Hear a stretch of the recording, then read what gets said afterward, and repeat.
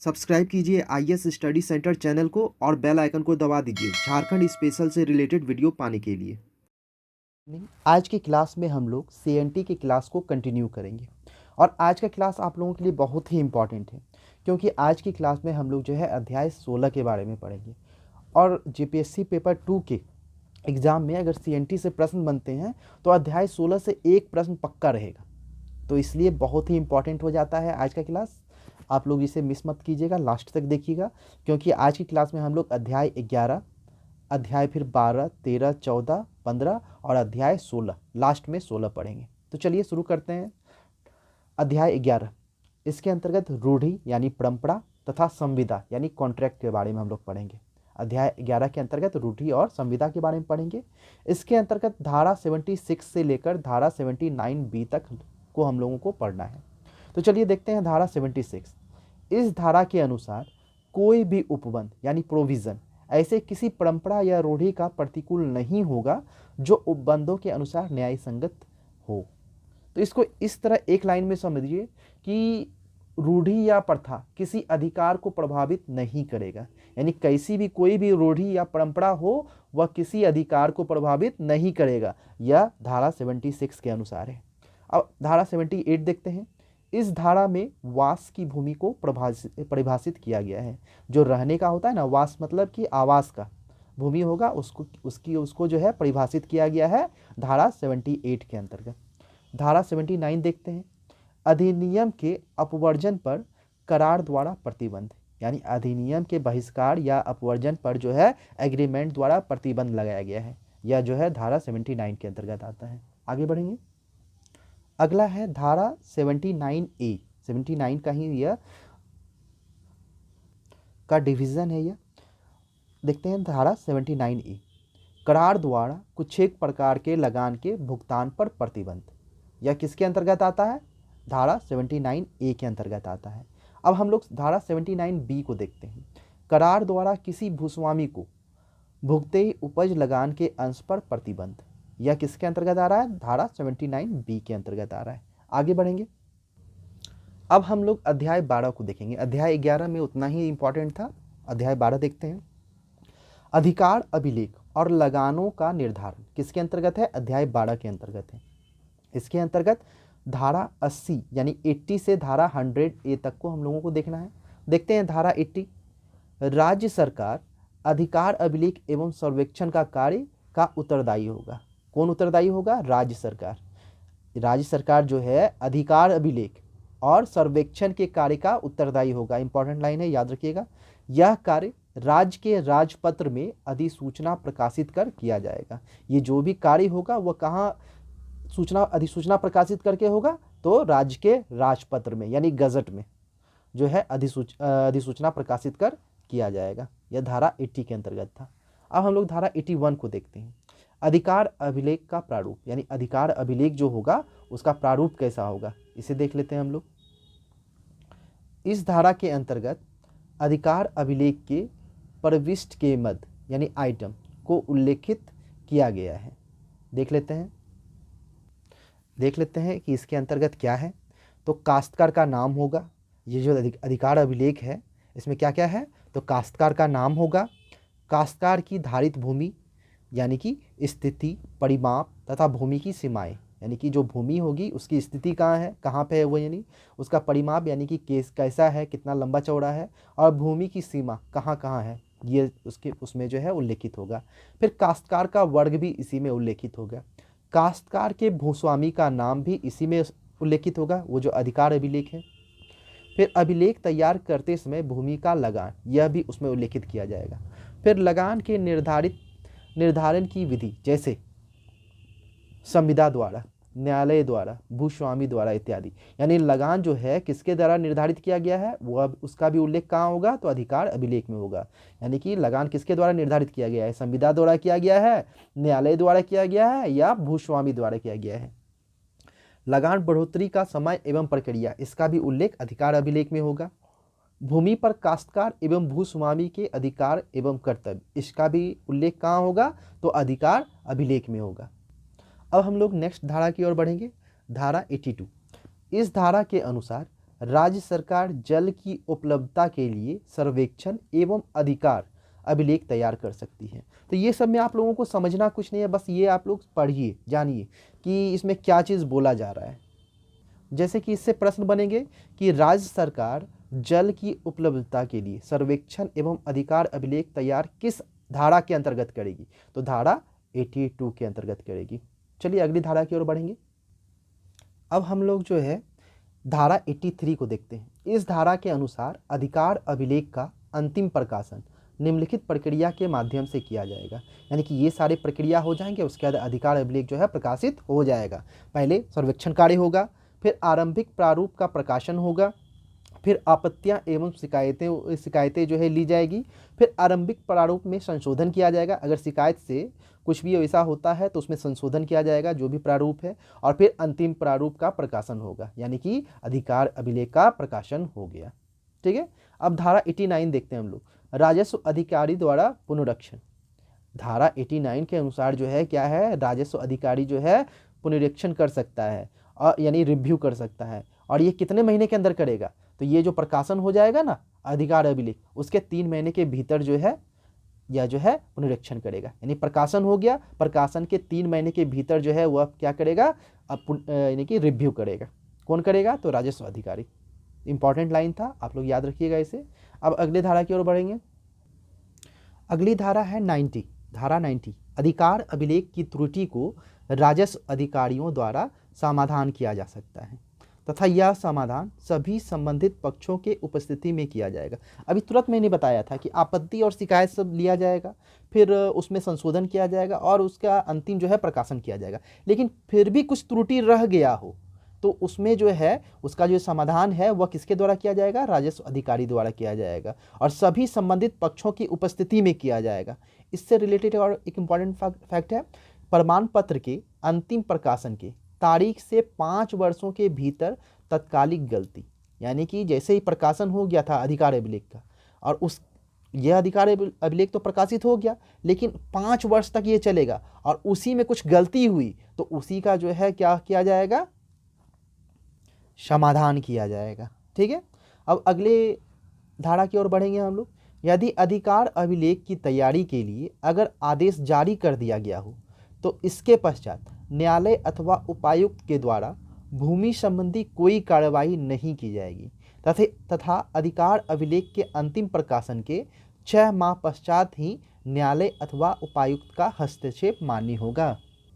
यानी कि यहाँ पे इस तरह समझिए, कोई अधिकार अभिलेख है और उसके लिए जो है उसके तैयारी के लिए कोई आदेश जारी किया गया है।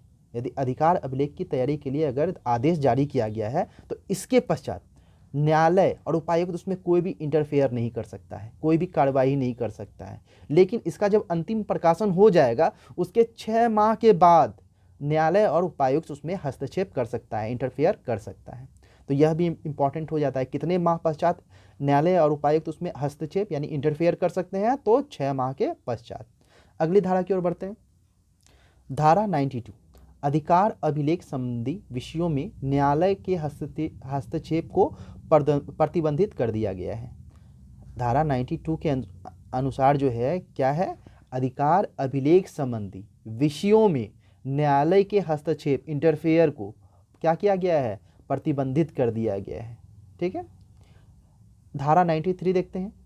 अधिकार अभिलेख के अंतिम प्रकाशन तक उपायुक्त या सिविल न्यायालय के समक्ष कतिपय कार्रवाइयों का रोक दिया जाना, यह किसके अंतर्गत है, धारा 93 के अंतर्गत है। जहां इंपॉर्टेंट होगा मैं उसे 2-3 बार दोहरा दूंगा, आप लोग इसे नोट डाउन करते जाएं। धारा 94, जिस कालावधि के लिए अधिकार अभिलेख में लगान दर्ज किया गया हो उसका अपरिवर्तित रहना, यानी कि जिस समय तक के लिए जो है अधिकार अभिलेख में लगान दर्ज किया गया है कि इतना दिन तक इतना लगान रहेगा, तो उतना समय तक यह जो है अपरिवर्तित रहेगा, उसमें कोई भी चेंजिंग नहीं होगा। आगे बढ़ते हैं। अगला जो धारा है वह है 95। इस अध्याय के अधीन कार्यवाहियों के खर्च, यानी कि इस अध्याय में अध्याय 12 के अंतर्गत जो भी कार्रवाई हो रही है उसमें जो भी खर्च है उसका उल्लेख धारा 95 में। धारा 96, करार अथवा समझौतों को क्रियान्वित कार्यान्वित या क्रियान्वित करने की राजस्व पदाधिकारी की शक्ति, यानी कि यह जो करार और समझौता हो रहा है ना, उसको कार्यान्वित करने के लिए, इम्प्लीमेंट करने के लिए राजस्व अधिकारी की जो शक्ति होगा उसका उल्लेख किसमें है? धारा 96 में है। धारा 97, वह तारीख जब से परिनिर्धारित लगान प्रभावी होगा, यानी कि पहले से जो निर्धारित लगान है वह जिस तारीख से प्रभावी होगा उसका उल्लेख जो है धारा 97 में है। धारा 98, राज्य सरकार के आदेशाधीन अधिकार। धारा 98 के अंतर्गत क्या आता है? तो राज्य सरकार के आदेशाधीन अधिकार, जैसे अभिलेख का पुनरीक्षण एवं लगान का नया परिनिर्धारण, ये किसके अंतर्गत है? धारा 98 के अंतर्गत है। अब धारा 100A देख लेते हैं।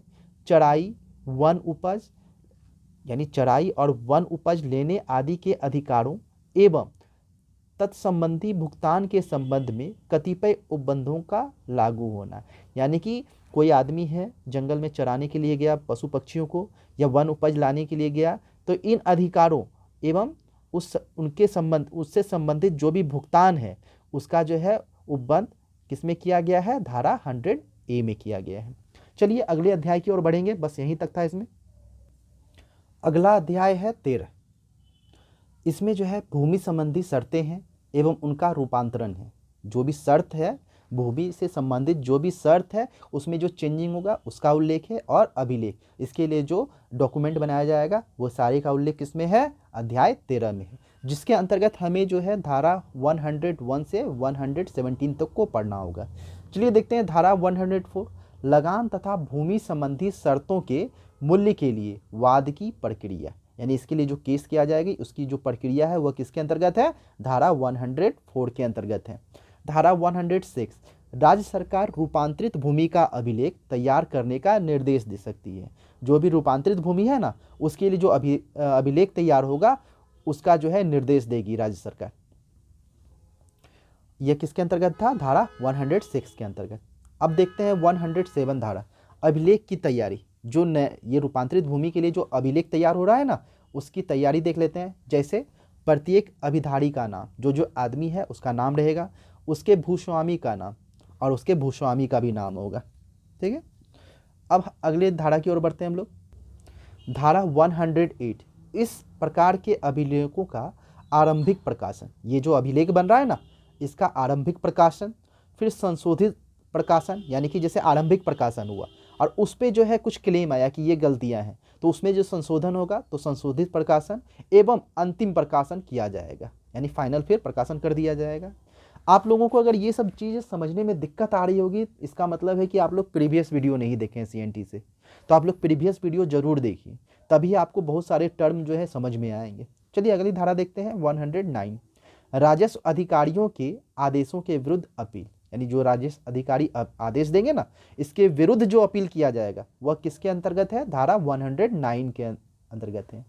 फिर धारा 110, आयुक्त या बोर्ड द्वारा पुनरीक्षण, यानी आयुक्त, जैसे कि ये अपील किया गया ना, अपील के बाद क्या होगा? आयुक्त या बोर्ड जो है पुनरीक्षण करेगा, तो वह किसके अंतर्गत है? धारा 110 के अंतर्गत है। अगली धारा की ओर बढ़ेंगे। अगली धारा है 114, रूपांतरण का प्रारंभ तथा प्रभाव, यानी जो भी चेंजिंग हुआ था, यानी कि जो भी रूपांतरण हुआ, संशोधन हुआ, उसका प्रारंभ क्या होगा, प्रारंभ कब से होगा और उसका क्या प्रभाव पड़ेगा, ये किसके अंतर्गत है? धारा 114 के अंतर्गत। भूमि संबंधी शर्त निर्धारण के बाद अंतिम प्रकाशन के बाद आगामी कृषि वर्ष से प्रभावी होगा, यानी कि तुरंत नहीं हो जाएगा, जो आगामी कृषि वर्ष आएगा ना तब से यह प्रभावी होगा। फिर अगला धारा है 115, स्वैच्छिक रूपांतरण का खर्च। देखते हैं क्या है। धारा 105 के अधीन कार्यवाही पूरी होने के बाद राजस्व अधिकारी द्वारा कुल खर्च को परिस्थितियों के अनुसार भूस्वामी और अभिधारी के बीच बांटा जाएगा, यानी जो जमीन का मालिक है, लैंड ऑनर है, और जो भी अभी जिसके पास यह जो है जमीन है उसके बीच जो है बांटा जाएगा जो भी खर्च हुआ है। और कौन बांटेगा? यह राजस्व अधिकारी बांटेगा। यानी इस तरह समझिए कि लैंड ऑनर जो जमींदार सब थे और रैयत के बीच जो है बंटवारा होगा, किसके अनुसार? तो राजस्व अधिकारी के अनुसार होगा। फिर अगली धारा है 116, अभिलेख तथा अनिवार्य रूपांतरण का खर्च। इसका उल्लेख कहाँ है? धारा 116 में है। तो यही था इंपॉर्टेंट धारा 13 से। अब धारा 14 की ओर बढ़ते हैं, अध्याय 14 की ओर बढ़ते हैं। अध्याय 14 भूस्वामियों की विशेषाधिकार युक्त भूमि। जो जमींदार होंगे, भूस्वामी होंगे, लैंड ऑनर, उनके विशेषाधिकार युक्त भूमि कुछ होंगे। देखते हैं कौन कौन से हैं। और इसके यह जो है धारा 118 से धारा 126 तक है। धारा 118 को देखते हैं। भूस्वामियों की विशेषाधिकार युक्त भूमि की परिभाषा, यानी कि वे जमीन जिस पे जो है जमींदार का ज़्यादा अधिकार होगा, विशेष अधिकार होगा, वैसी भूमि देखते हैं कौन कौन से हैं। तो निम्नलिखित प्रकार की भूमि को इस श्रेणी में के अंतर्गत स्वीकार किया गया है। कौन सा है?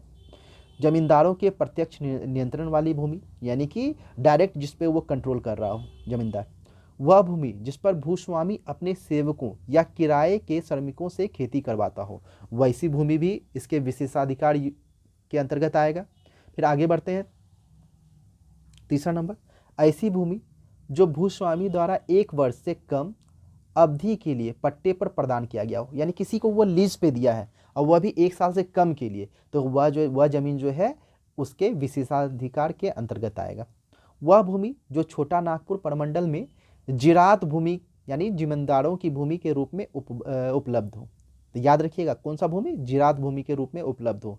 जिरात का मतलब होता है जमींदारों की भूमि। जैसे देखते हैं, रांची, धनबाद तथा सीहोर जिले के पटमदा, ईचागढ़ एवं चांडिल थाना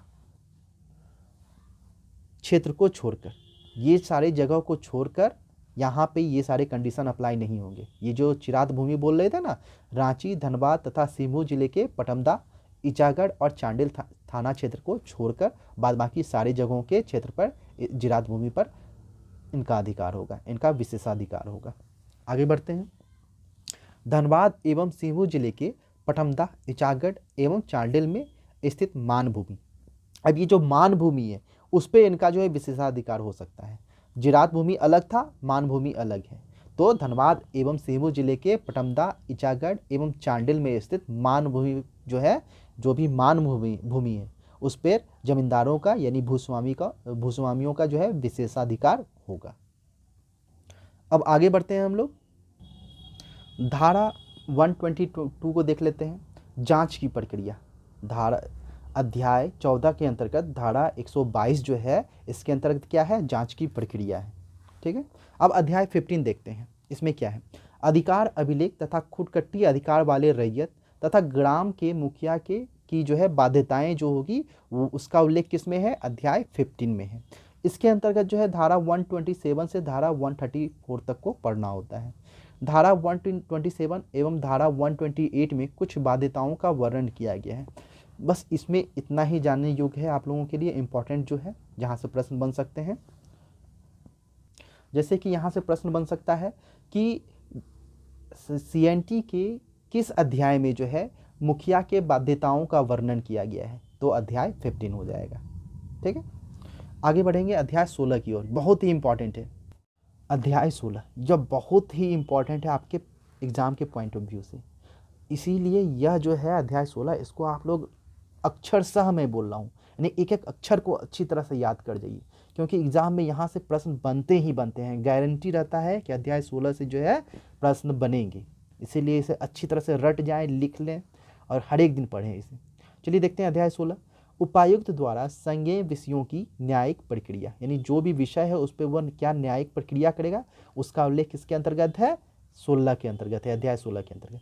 इसके अंतर्गत हम लोगों को धारा 135 से 229 तक को पढ़ना है। चलिए देखते हैं धारा 135। उपायुक्त के न्यायालय का स्थान, यानी कि उपायुक्त या न्यायालय का स्थान क्या कहाँ होगा, वह किसके अंतर्गत आता है? धारा 135 के अंतर्गत आता है।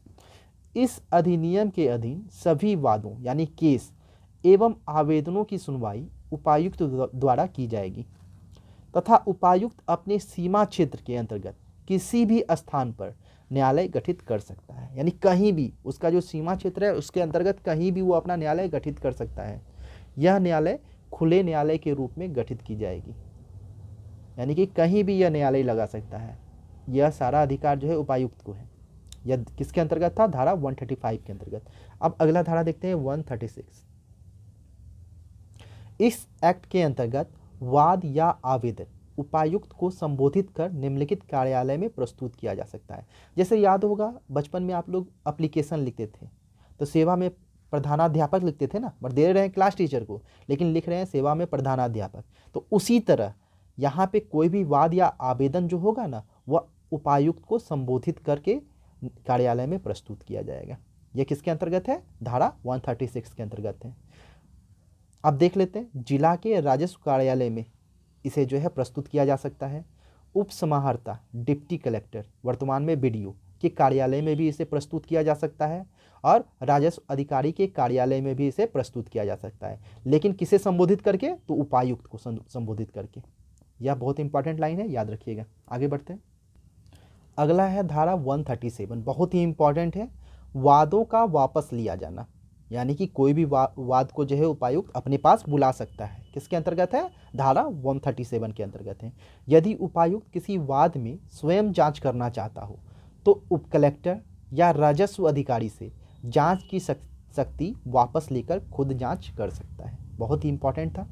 फिर धारा 138 को देखते हैं। इस एक्ट के अनुसार यदि कोई भूजोत एक से अधिक जिले अथवा अनुमंडल में अवस्थित हो तो उस भूमि पर जिला या अनुमंडल का अधिकार स्वीकार किया जाएगा जिसमें अधिकतम क्षेत्र अवस्थित हो। यानी कि कोई जमीन है, हाँ, आधा पोर्शन दूसरे जिला में पड़ गया, आधा पोर्शन दूसरे में, आधा दूसरा और फिर आधा दूसरा, तो इस जमीन पर जो है उस जिला या अनुमंडल का अधिकार स्वीकार किया जाएगा जिसमें जो है यह जमीन का क्षेत्र ज़्यादा पारा हो, ठीक ना। यानी जमीन का ज़्यादा क्षेत्र जिस जिला और अनुमंडल में होगा उसी का अधिकार होगा उस पर।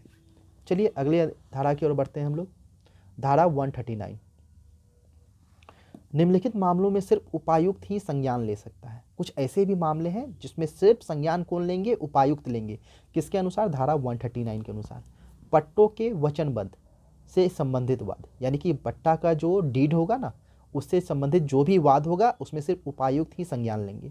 फिर लगान के बकाये के वसूली से संबंधित वाद, इस पे भी कौन संज्ञान लेंगे? उपायुक्त लेंगे। किसी भी व्यक्ति द्वारा देय राशि के निर्धारण से संबंधित वाद, इस पे भी कौन संज्ञान लेगा? तो उपायुक्त लेगा। चलिए अगले धारा की ओर बढ़ेंगे। धारा 140, सामूहिक वाद या आवेदन।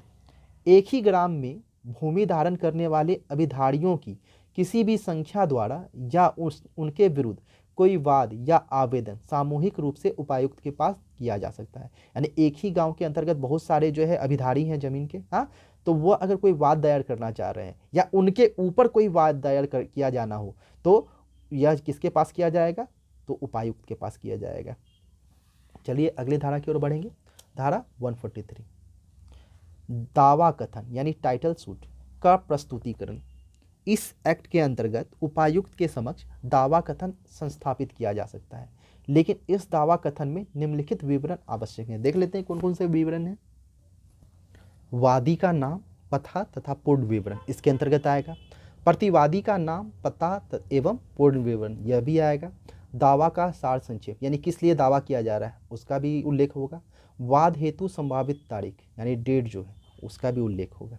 चलिए अगली धारा 145 की ओर बढ़ते हैं।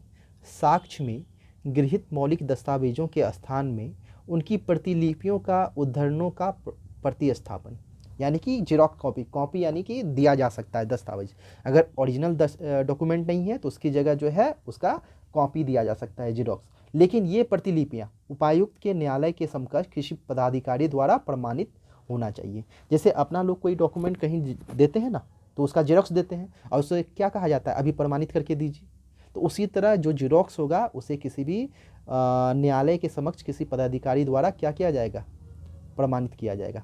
उपायुक्त के न्यायालय के समकक्ष कोई पदाधिकारी है उसी के द्वारा उसे प्रमाणित किया जाना होना चाहिए, तभी उसे प्रस्तुत किया जा सकता है। अगली धारा की ओर बढ़ेंगे 146।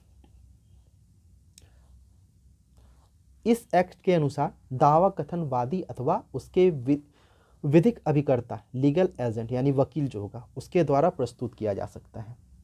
धारा 147, दावा कथन के नीचे वादी या उसके एजेंट द्वारा हस्ताक्षर या सत्यापन किया जाएगा। किसके तरफ किया जाएगा? तो जो वादी है उसके द्वारा या उसके वकील के द्वारा सिग्नेचर किया जाएगा। धारा 148, वादी द्वारा दस्तावेजों का पेश किया जाना। जो भी वादी है दस्तावेज को पेश करेगा, ये किसके अंतर्गत है? धारा 148 के अंतर्गत। धारा 149, प्रतिवादी द्वारा दस्तावेजों का पेश किया जाना। यह किसके अंतर्गत है? 149 के अंतर्गत। यानी वादी जो दस्तावेज पेश करेगा वह 148 के अंतर्गत आ रहा है और प्रतिवादी जो दस्तावेज पेश करेगा वह 149 के अंतर्गत आ रहा है। फिर धारा 150 दावा कथन की वापसी या उसमें संशोधन उपायुक्त द्वारा किस धारा के अंतर्गत किया जाएगा? धारा 150।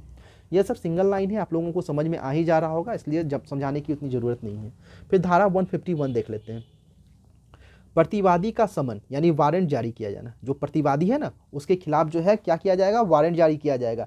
किस धारा के अंतर्गत? 151 के अंतर्गत। फिर अगला देखते हैं धारा 152 प्रतिवादी स्वयं अथवा अपने विधिक अभिकर्ता यानी एडवोकेट यानी वकील जो है के माध्यम से अपनी उपस्थिति दर्ज करवा सकता है।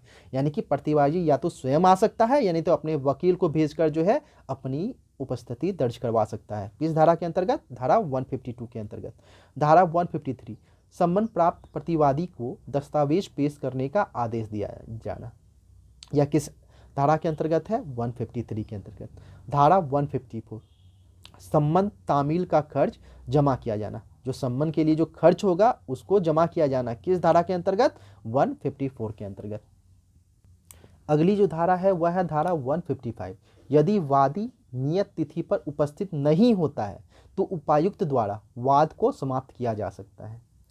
धारा 156 उस समय की प्रक्रिया जब केवल प्रतिवादी हाजिर हो, यानी कि वादी नहीं आया है, सिर्फ प्रतिवादी ही प्रेजेंट है, तो जो प्रक्रिया होगी उसका उल्लेख धारा 156 के अंतर्गत किया गया है। धारा 157 यदि प्रतिवादी नियत तिथि पर हाजिर नहीं होता हो तो प्रतिवादी के विरुद्ध वादी के पक्ष में एक पक्षीय निर्णय यानी डिक्री जारी किया जा सकता है, यानी आदेश जारी किया जा सकता है। यह किसके अनुसार है? धारा 157 के अनुसार। धारा 158 देख लेते हैं। प्रतिवादी द्वारा दस्तावेज का पेश किया जाना, यह किसके अंतर्गत है? धारा 158 के अंतर्गत है। अगली धारा की ओर बढ़ते हैं। धारा 160 व्यक्तिगत उपस्थिति में महिलाओं, बहुत ही इंपॉर्टेंट है यह, इससे प्रश्न बनता है, आप लोग इसे पूरा VVI कर लें, नोट डाउन करें एकदम VVI करके।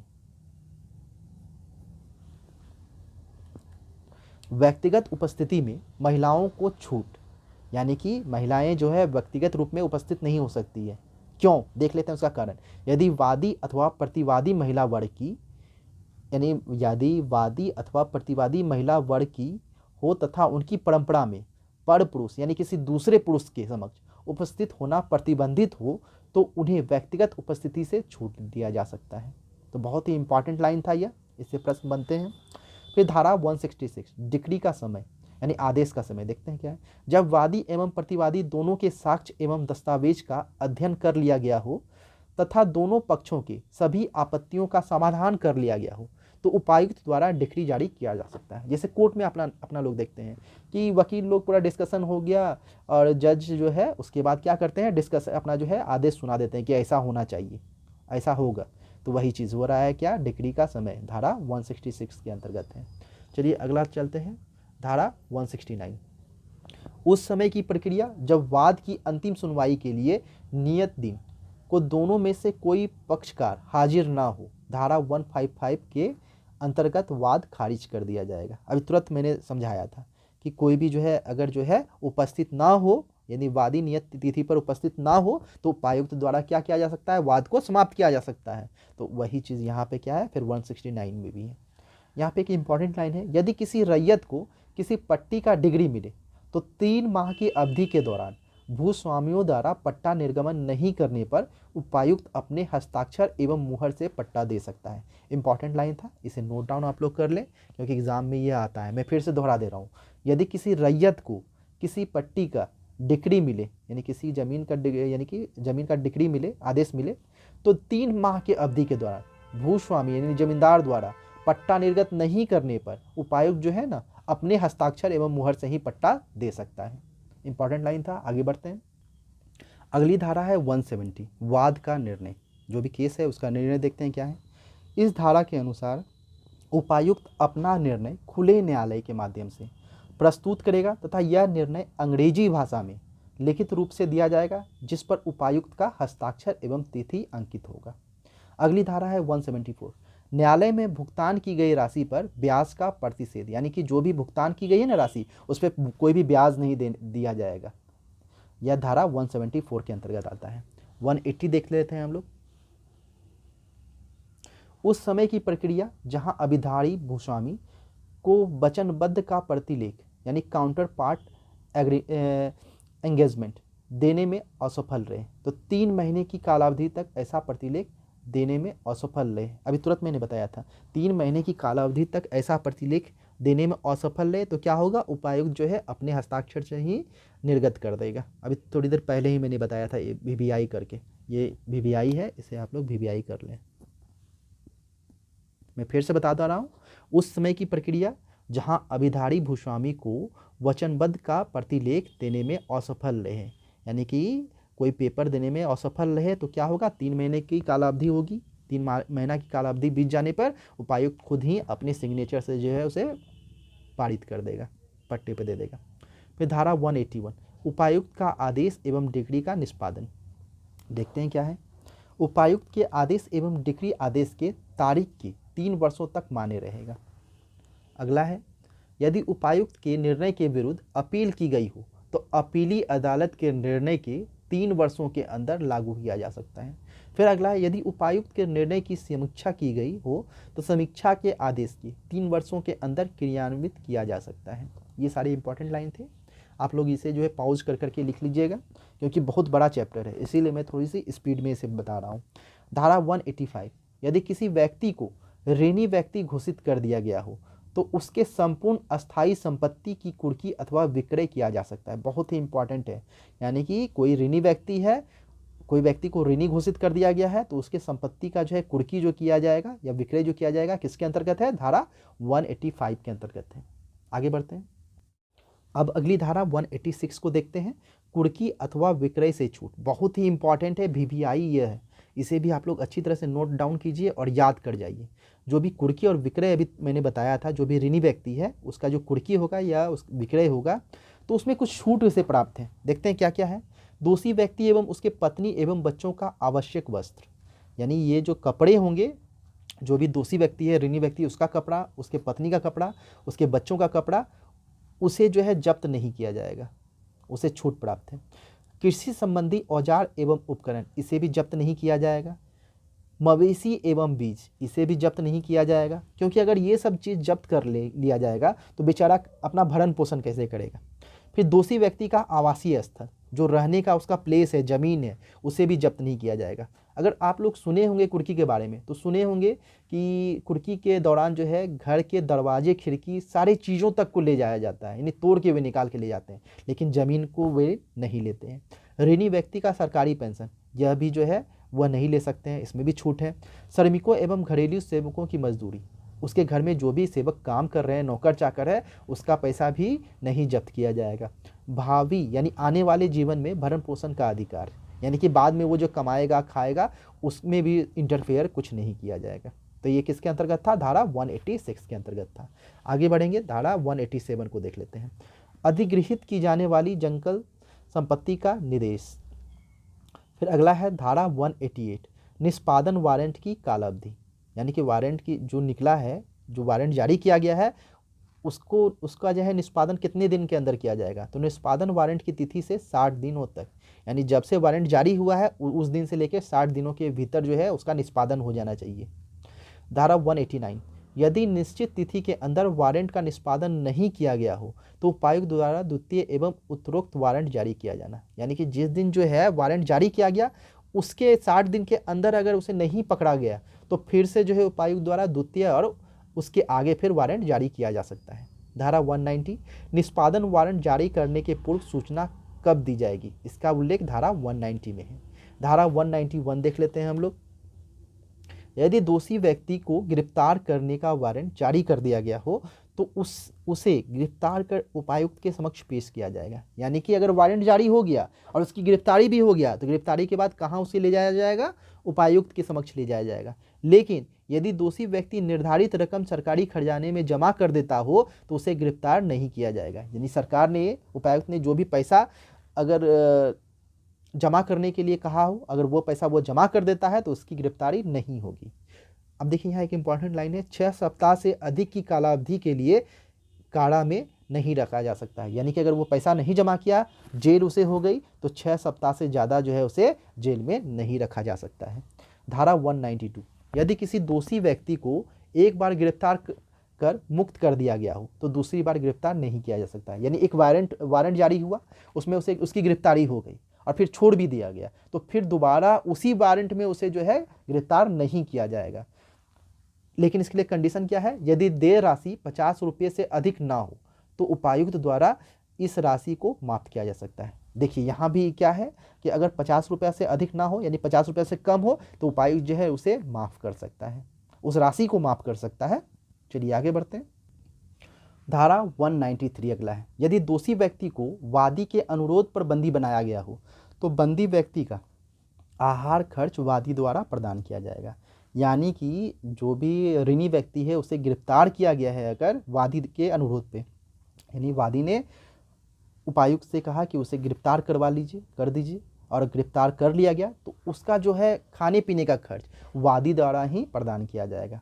यदि राशि उपायुक्त द्वारा निर्धारित किया जाएगा, यह राशि जो है उपायुक्त द्वारा निर्धारित किया जाएगा, यानी वादी जो है उसके खाने पीने के लिए कितना पैसा देगा यह किसके द्वारा निर्धारित किया जाएगा, उपायुक्त द्वारा। तथा बंदी बनाने के 30 दिनों के अंदर यह राशि जमा करना आवश्यक है तथा आगे प्रतिमाह जमा करवाना आवश्यक होगा। यानी जिस दिन गिरफ्तारी हुआ उसके 30 दिनों के अंदर जो है यह खाने पीने का खर्चा वादी को जमा करना होगा और हर एक माह जो है यह जमा करना होगा।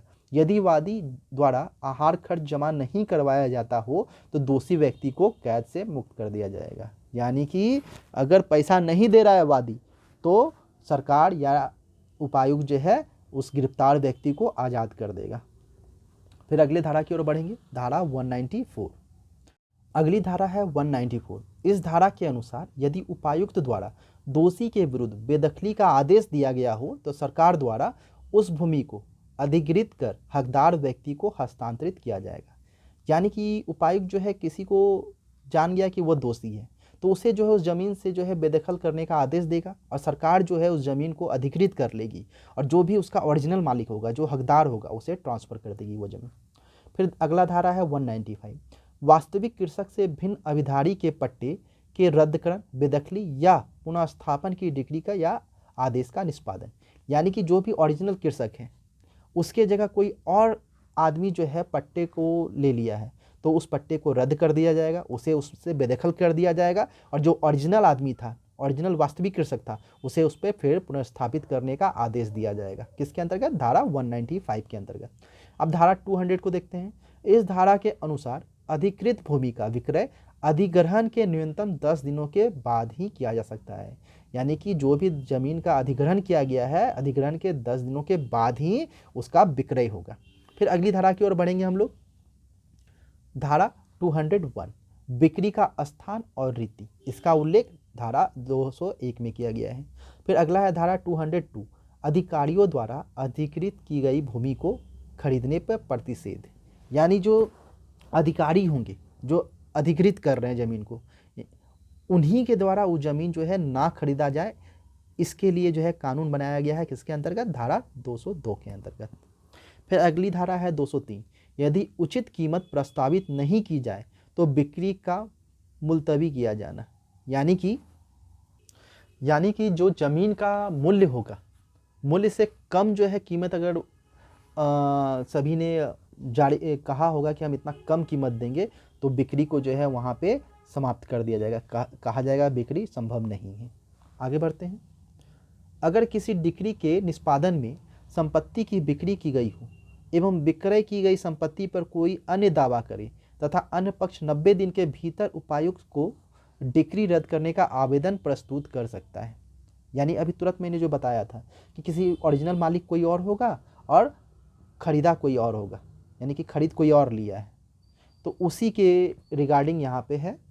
यानी कि ज़मीन कोई और बेच दिया, यहाँ पे इस तरह समझिए, ज़मीन कोई भी आदमी बेच दिया और दूसरा कोई आदमी आकर उस ज़मीन पे अपना हक जताए, दावा करे कि ये मेरा ज़मीन है, तो 90 दिन बिक्री के 90 दिन के भीतर उपायुक्त को डिक्री रद्द करने का आवेदन वह प्रस्तुत कर सकता है वो व्यक्ति। चलिए आगे बढ़ेंगे।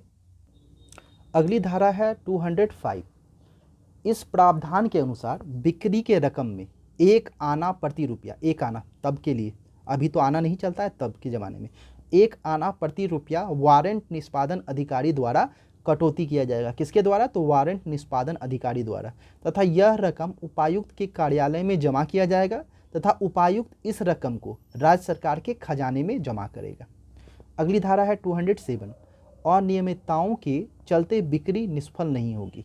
यानी कोई भी अनियमितता हो रही है, सरकारी अनियमितता होती है ना, उसके चलते जो है बिक्री निष्फल नहीं होगी, यानी कि बिक्री को रोका नहीं जाएगा। धारा 211 वह प्रक्रिया जब अन्य व्यक्ति भूधृति या जोत विधिपूर्ण कब्जा रखने का दावा करे।